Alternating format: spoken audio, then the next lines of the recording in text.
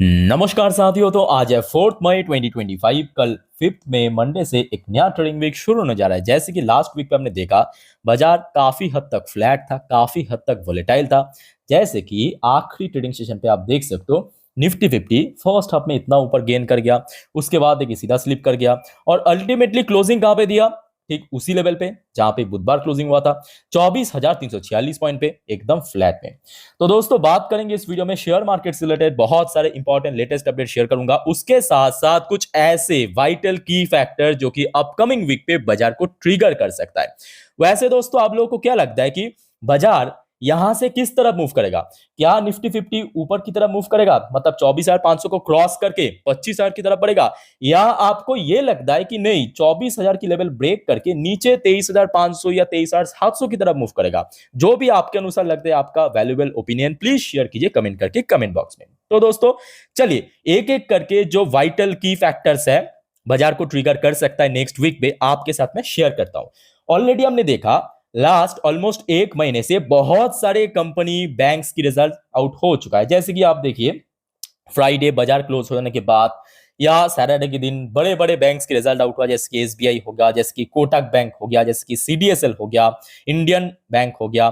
और upcoming week पे ऐसे बहुत सारे निफ्टी 50 नॉन निफ्टी 50 कंपनी की रिजल्ट आउट होगा।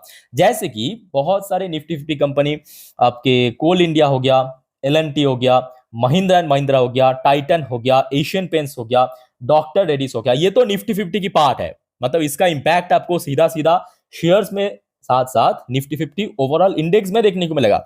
इसके अलावा ढेरों सारे दोस्तों नॉन निफ्टी 50 कंपनी, जैसे कि आपके ब्रिटानिया हो गया, एबीबी इंडिया हो गया, बैंक ऑफ बड़ौदा से लेके एचपीसीएल हो गया, गोदरेज, पेटीएम हो गया, bank of India, Piramal enterprise, Coforge, Biocon, Dabur India, Polycab, Blue Star, Voltas, इसके अलावा यूबीएल, एस्कॉट, एमसीएक्स, ऐसे ढेरों सारे दोस्तों कंपनी के रिजल्ट आउट होगा क्वार्टर 4 की। इनमें से बहुत सारे कंपनी अपने शेयर होल्डर के लिए डिविडेंड भी रेकमेंड करेगा। सो दोस्तों डोंट वरी, जब भी इन सारे कंपनी अपना अर्निंग प्रेजेंट करेगा क्वार्टर 4 की, मैं आपको इसी चैनल के ऊपर अपडेट दे दूंगा। सिर्फ एक ही रिक्वेस्ट करूंगा आप सभी को, चैनल के साथ कनेक्टेड जरूर रहना, सब्सक्राइब करके जरूर रखना, मिस मत करना एक भी वीडियो, ठीक है? अच्छा, उसके बाद क्वार्टर 4 की रिजल्ट वो तो चला आउट होगा, कंपनी अपना अपना इंडिविजुअल अर्निंग प्रेजेंट करेगा। उसके अलावा एफओएमसी मीटिंग, इस बार दोस्तों एफओएमसी मीटिंग बहुत वाइटल है। बहुत वाइटल किस लिए है? क्योंकि बीच में आप लोगों ने आई थिंक की खबर तो मिला होगा कि Donald Trump versus federal reserve की चेयरमैन जेरोम पॉयल साहब के भीतर थोड़ा सा कंट्रोवर्सी चल रहा था। मतलब जेरोम पॉयल साहब की कहना है कि देखिए आप तो एकदम रेसिप्रोकल टैरिफ इंपोज करके पूरे इकोनॉमी को चौपट कर दिया।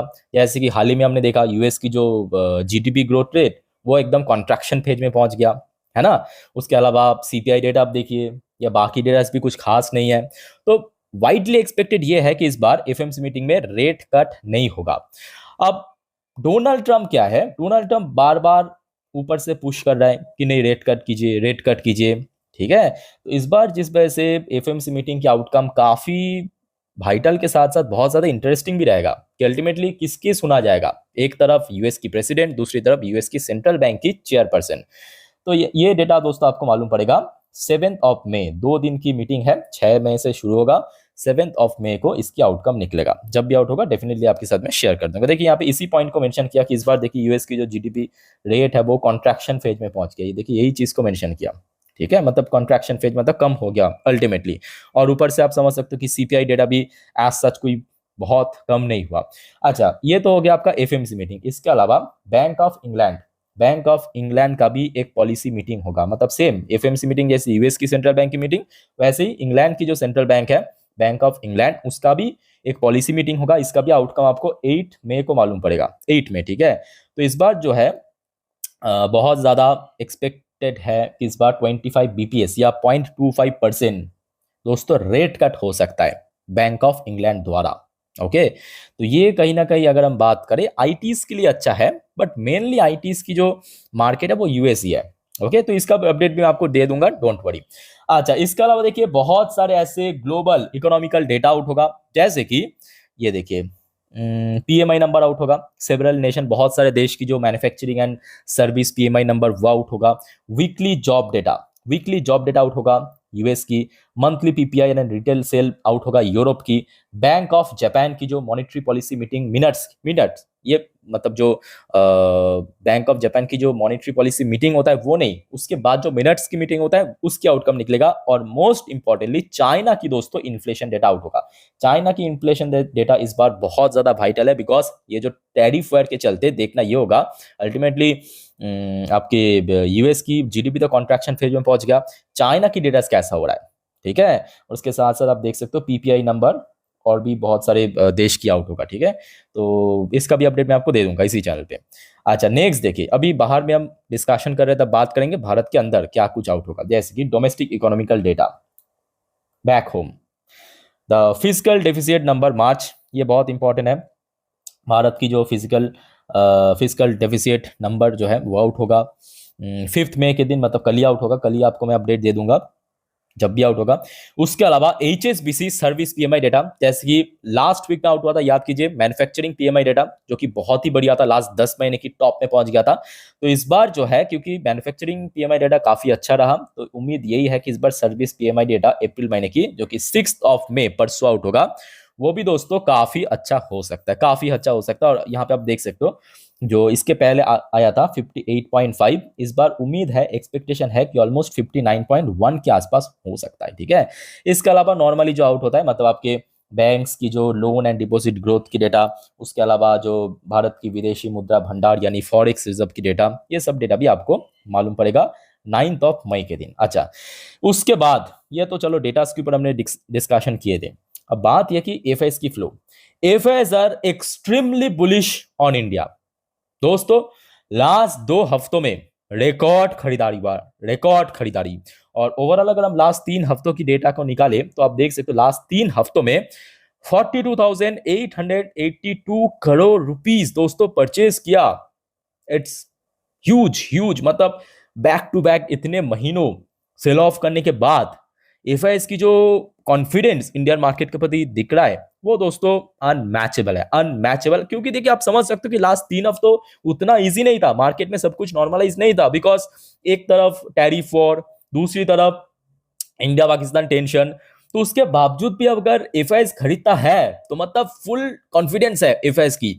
और ये कॉन्फिडेंस कहां से आ रहा है, बिकॉज भारत की जो कोर डेटा, यही तो मैं आपको हमेशा कहता हूं कि देखिए ये जो बड़े बड़े brokerage so called rating company हमेशा बोल देता है ना कि भारत की GDP rate next financial year की 6.5%, 6.5%, 6.3% कट कर रहा है, भाई वो कोई फिक्स नहीं है। अगर भारत की कोर डेटा बढ़िया रहा ना, वो बढ़ा देगा, वो लोग को देख के कोई बहुत ज्यादा डिप्रेस होने की जरूरत नहीं है, ठीक है, क्योंकि भारत की कोर डेटा काफी बढ़िया हो रहा है, बहुत बढ़िया हो रहा है। अगर एफआईएस के ऐसे इन्फ्लो हो रहा है ना, मार्केट देखिए फुल स्टेबल पोजीशन पे है, तो दोस्तों वो जो सारे ब्रोकरेज कह रहा था कि देखिए भारत की निफ्टी या सेंसेक्स कुछ खास चल नहीं पाएगा इस फाइनेंशियल ईयर पे, भाई वो सब गलत साबित हो जाएगा। और मेरे बात को मान लेना कि अगर कोर डेटा बढ़िया रहा ना, निफ्टी अपना ऑल टाइम अगर क्रॉस करके 2025 में एक नया हाई भी टच कर सकता है। ओके अच्छा नेक्स्ट देखिए, बहुत सारे आईपीओस जो है बाजार में लिस्ट होगा, लॉन्च होगा, यहाँ पे आप चाहे तो वीडियो को पॉज करके देख सकते हो। ओके तो यहाँ पे दोस्तों जो पॉइंट हम लोग अभी तक डिस्कशन किए थे, थोड़ा सा मैं आपको रिवाइंड करने की कोशिश करूंगा, जैसे कि एफआईआईज और डीआईएस की इनफ्लो आउटफ्लो के बारे में हम लोग थोड़ा डिस्कशन किए थे।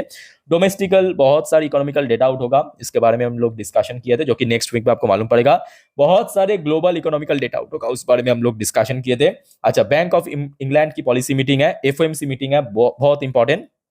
उसके साथ साथ बहुत सारे निफ्टी नॉन निफ्टी 50 कंपनी अपना अर्निंग प्रेजेंट करेगा नेक्स्ट वीक में, ठीक है। तो जानकारी दोस्तों मैं आपको दे दूंगा इसी चैनल पे। तो दोस्तों अब आगे बढ़ते हैं नेक्स्ट टॉपिक पे, जाने से पहले एक छोटा सा रिक्वेस्ट आप सभी को करूंगा दोस्तों, अगर आपको वीडियो अभी तक अच्छा लगा, इन्फॉर्मेटिव लगा ना, प्लीज वीडियो को लाइक करना और प्लीज चैनल को सब्सक्राइब करके जरूर रखना इस टाइप की इन्फॉर्मेटिव वीडियो हर रोज पाने के लिए। और आज रात की दोस्तों 10:30 वाली वीडियो मिस मत करना, जिस पर हम नेक्स्ट डे मार्केट प्रेडिक्शन, कल बाजार किस तरह मूव कर सकता है, निफ्टी बैंक निफ्टी एनालिसिस, पूरे दिन की शेयर मार्केट की अपडेट अच्छे से कवर करेंगे हमारे main channel stock market India पर। इस चैनल के लिंक आपको इस वीडियो के नीचे डिस्क्रिप्शन बॉक्स में मिल जाएगा, ठीक है। तो जाइए उस चैनल को भी सब्सक्राइब करके साथ में रखिए और उस वीडियो को मिस मत करना। ओके तो यहाँ पे दोस्तों मैं आपको फेडरल रिजर्व के ऑफिशियल वेबसाइट में दिखा देता हूँ। यहाँ पे आप देख सकते हो जो शेड्यूल तय हो चुका है। 6 मई को शुरू होगा एफएमसी मीटिंग, 7 मई को उसका आउटकम निकलेगा और इस बार ऑब्वियसली बहुत वाइटल है। अच्छा, यूएस मार्केट की पोजीशन लास्ट डे काफी बढ़िया था, चाहे डॉ जोन्स की बात करें चाहे नैस्डैक की बात करें, ये तो मैं ऑलरेडी आपको लास्ट डे सेम टाइम के वीडियो में दे चुका हूं, ठीक है। इंडियन करेंसी की वैल्यूएशन भी देखिए काफी स्टेबलाइज्ड है, काफी बढ़िया पोजीशन पे चल रहा है। उसके साथ साथ अगर आप देखेंगे क्रूड ऑयल की प्राइस काफी ड्रॉप हो चुका है, जो कि बहुत सारे इंडस्ट्री के लिए बहुत बढ़िया है, जस्ट लाइक पेंट सेक्टर जैसे कि टायर ट्यूब सेक्टर के लिए बहुत बढ़िया है, ठीक है, क्रूड ऑयल की प्राइस गिर जाना। मोस्ट इंपॉर्टेंटली दोस्तों एक और चीज आप नोटिस कीजिए, बीच में जब इतना ज्यादा ट्रेड वॉर टैरिफ वॉर चल रहा था, गोल्ड की प्राइस कहां पे पहुंच गया था, याद होगा आपको, 1,02,000 पीक टच किया। वहां से दोस्तों बैक टू बैक गिरावट, और अभी आप देख सकते हो तकरीबन 6 से 5.5% ड्रॉप हुआ, 96,420 के आसपास चल रहा है। अलग अलग शहरों पे, अलग अलग स्टेट्स में अलग वो डिफाइन हो सकता है अलग अलग, ठीक है, वही 200-100 रुपए की।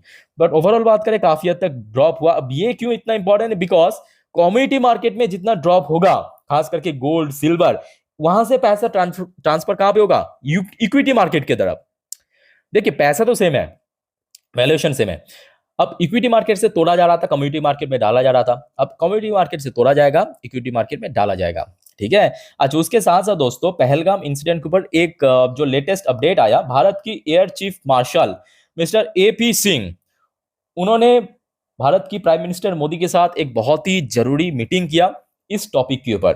अब उस मीटिंग का आउटकम क्या है वो तो फिलहाल किसी को मालूम नहीं है, वो सीक्रेटली रखा गया है, ठीक है। तो यही बस अपडेट है। उसके अलावा देखिए एक और ट्रेड वॉर से रिलेटेड अपडेट है, US likely to push for tariff cut, US likely to push for tariff cut. जी हाँ, आपने सही सुना, सही पढ़ा मैंने। Regulatory changes in the trade deal with India, Bharat की जो ग्लोबल ट्रेड रिसर्च, ठीक है, उनके तरफ से दोस्तों ये स्टेटमेंट दिया है कि यूएस जो है रेट मतलब जो टैरिफ काट कर सकता है बहुत ही जल्द। ये देखिए आज का एकदम लेटेस्ट अपडेट है 4 मई के दिन। बाकी देखा जाए दोस्तों, आज जैसे कि आपको मालूम होगा कि इजरायली बाजार पहले से ओपन हो जाता है, और इजरायली बाजार में आज अभी वहां पे लोकल टाइम 2:34 0.16% ऊपर पहुंच चुका है। बाकी के अपडेट दोस्तों निफ्टी, बैंक निफ्टी एनालिसिस आज रात की 10:30 वाली वीडियो में करूंगा। और दोस्तों आपका कोई डाउट्स है, कंफ्यूजन है, कमेंट करके बताइए प्लीज। फिलहाल मिलते हैं नेक्स्ट वीडियो पे, टेक केयर, बाय बाय, जय हिंद।